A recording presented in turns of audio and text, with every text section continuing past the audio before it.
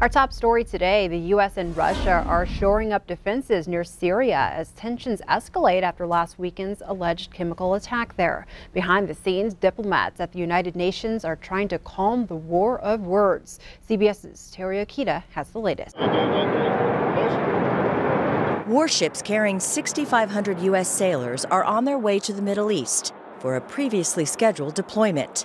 It's unclear what their mission will be, but they're being sent amid heightened tension in Syria. We're trained, we're ready, any mission, anytime, anywhere. Russia is also moving into position to protect its assets in Syria from a possible U.S. retaliatory strike.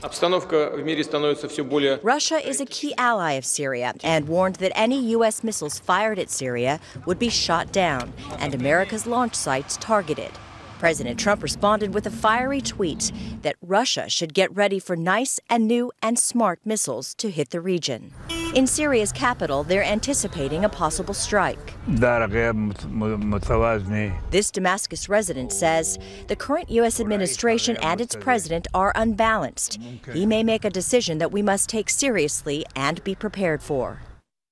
Reports say Britain's prime minister is likely to give the go-ahead to join the U.S. and France in a military response. The UN Security Council is holding a special meeting today to discuss how to keep the situation from spiraling out of control. Terry Okita, CBS News. The World Health Organization says 43 people have now died from Saturday's apparent attack and more than 500 have been treated.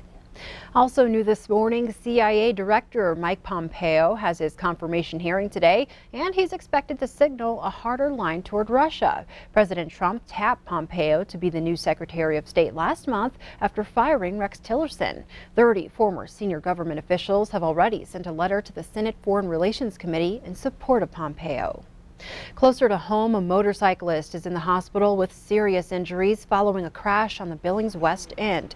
It happened near the Holiday gas station at 20th and King Wednesday night just before 8:30.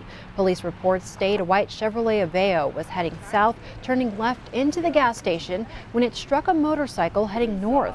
Sergeant Scott Conrad said the motorcycle rider suffered further injuries after the initial impact when the driver of the car tried to get out of the roadway and drove over the motorcyclist. The 33-year-old male rider was wearing a helmet but still suffered serious injuries. The 25-year-old male driving the car was not injured. Witnesses at the scene told police they did not see the rider or driver speeding or driving erratically.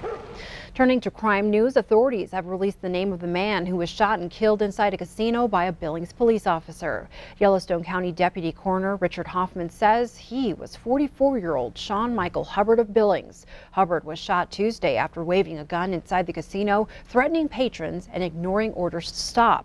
Hubbard's criminal record includes convictions of fraudulently obtaining drugs and theft in Lewis and Clark and Park counties. From our schools, the first of 3 candidates vying to become the next Billings school superintendent met with the Board of Trustees. Greg Upham met with the school board for about an hour Wednesday night after meeting with community members earlier in the day. He has been the district assistant superintendent for the Helena Public Schools since 2012. He started his education career in 1988 with Browning Public Schools. Upham shared information he wants the community and the board to know about him. I'm an upfront, honest, fair person. I like kids. I like education. I like every bit of it. I'm a very people-type person. I can't wait to, if I'm selected, I can't wait to get to know the community and meet the people in it and just get going. I feel very fortunate to have been selected as a finalist and get to this level. And if I'm given the opportunity to lead Billings Public Schools, that'd be a great opportunity, and they'll see a job well done. Upham is the only finalist from Montana. Rebecca Salado, Chief Operating Officer for an education and company in California, and Ross Kaysen, a school superintendent in New Jersey, are set for interviews today and tomorrow. Superintendent Terry Belk will retire at the end of this school year. Meanwhile, Helena School District leaders are reevaluating how to address about $100,000 in unpaid charges for school meals. The district announced last week they might look at hiring a collection agency to recover some of that money. Superintendent Jack Kopp says leaders immediately received a number of calls from people concerned the district was targeting families that are struggling. He says the use of a collection agency will be a last resort. District data shows about 20% of the debt comes from students who now qualify for free school meals. An online crowdfunding effort has been started to help reduce the student meal debt. Kopp says he wants to use those donations to cover some of the debt for students receiving free lunches. The rest would be forgiven. We're going to clear off the remainder of that amount. We're going to start over. So those people in that position will not have any indebtedness at the close of this school year. MTN spoke to the woman who started the crowdfunding effort. She said she has not yet met with district leaders, but that she is willing to offer the donations to the district as soon as they can come to an agreement on how they should be used. In other news this week, Montana ranching leaders are in Washington, D.C. working on federal issues that impact their operations and way of life. Montana Ag Network's Russell Nimitz shows us why the Endangered Species Act is one of the issues on that list. In Montana, ranchers still utilize both private and federal lands grazing allotments. And back here in Washington, D.C., as part of the Public Lands Council and NCBA Spring Legislative Conference, ranchers have been receiving updates on very important issues that are impacting today's ranching industry.